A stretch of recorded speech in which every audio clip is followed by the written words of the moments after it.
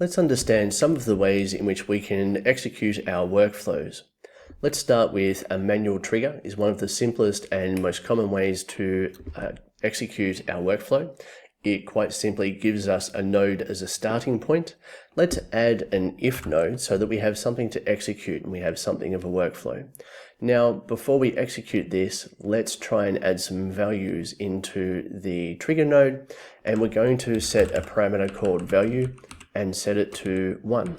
We will remove the rest of the values because we don't need those. We're going to save that, and then what we're going to do is set up our if node.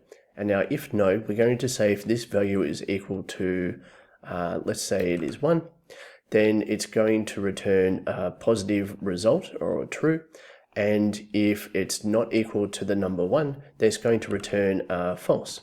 So there's different ways of executing this workflow. On the left-hand side of the manual trigger, you can see that there is a red button saying execute workflow. Let's try this one first. Here we can see that the second node has gone green and it's gone true through the true node path, and that means that we've executed this workflow.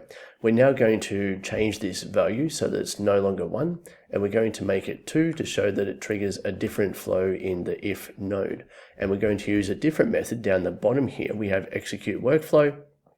When we press this button, then we get the false path instead. Now there's another way that we can trigger our workflows, and that's to open a specific node, and up the top here we can see it says the word execute step. If we execute that, it will run this node and also any others preceding it needed to actually execute this node. So let's run this one now. So it's executing and it has executed. We can see it says node executed successfully.